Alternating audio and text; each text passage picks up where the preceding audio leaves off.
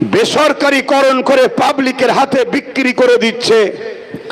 কেন্দ্র সরকার মানুষের রুজি রুটি দিতে পারছে না। কেন্দ্র সরকার বেকারত্ব দূরের কথা, বেকারত্ব দিনকিন বাড়িয়েই যাচ্ছে।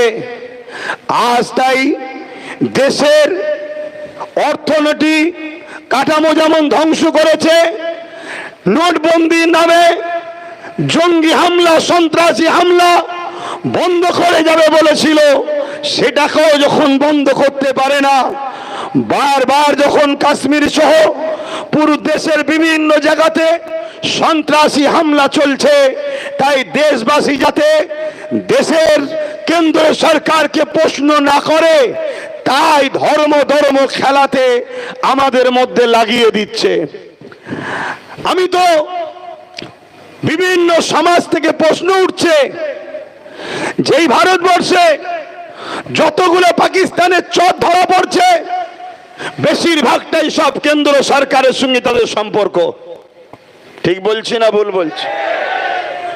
এই ভারতবর্ষে জানি তারা ধর্মে হিন্দু, কিন্তু আমি অসভ্যত মূর্খদের মতো নয় যে হিন্দু ঘরের 10টা ছেলে সন্ত্রাস বলে হিন্দু জাতিকে সন্ত্রাস বলে দেবো। এই অসভ্য মূর্খ আমরা নয়। যে দোষী সে দোষী, যে ভালো সে ভালো।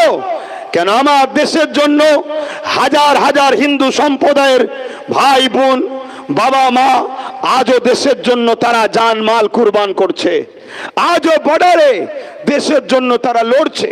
কিন্তু আমরা এটা বলতে পারি, যতগুলো কেন্দ্র সরকারের সঙ্গে জড়িয়েছে, তাদের সঙ্গে যারা সম্পর্ক রেখেছে, তাদেরই লোক কিন্তু বারবার ধরা পড়ছে, যারা কিনা পাকিস্তানের সঙ্গে গুপ্তচর বিভিন্ন যোগ শাসক করে রেখে দিয়েছে।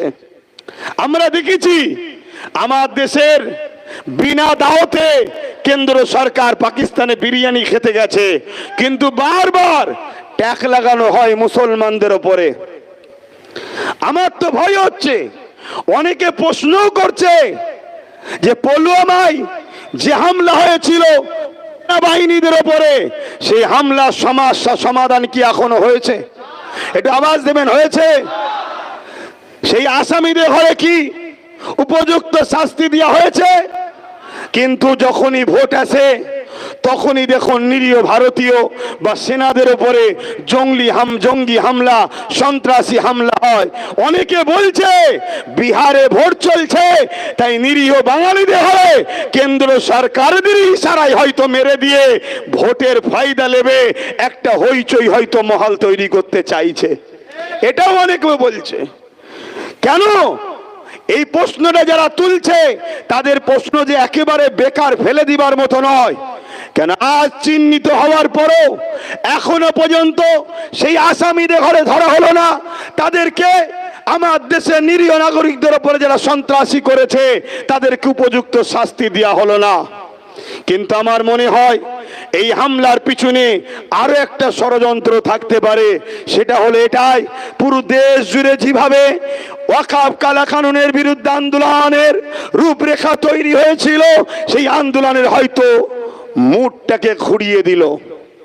এটাও একটা ষড়যন্ত্র থাকতে পারে।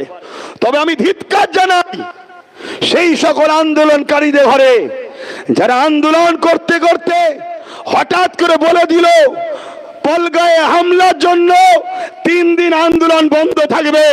আমি তাদেরকে ধিক্কার জানাই এবং সন্দেহ হয় তারাও হয়তো এই যোগ সাজিশ এর সঙ্গে কিছু আছে। আরে আমার দেশে জঙ্গি হামলা হয়েছে, এটা কেন্দ্র সরকারের ব্যর্থতা।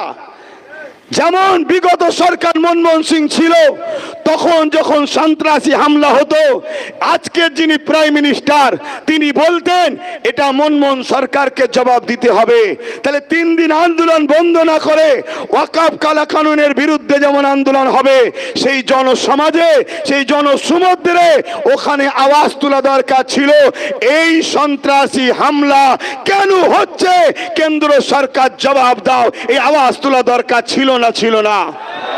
কিন্তু যারা এই 3 দিন আন্দোলনকে বন্ধ করে দিল, এরা সমাজকে দেখাচ্ছে আমরা শোক পালন করছি।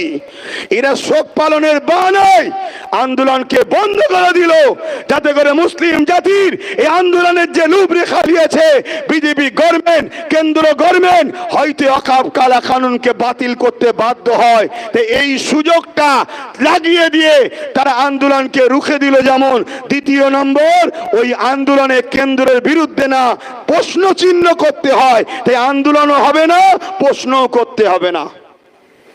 কথা মাথায় ঢুকছে? এখন আসুন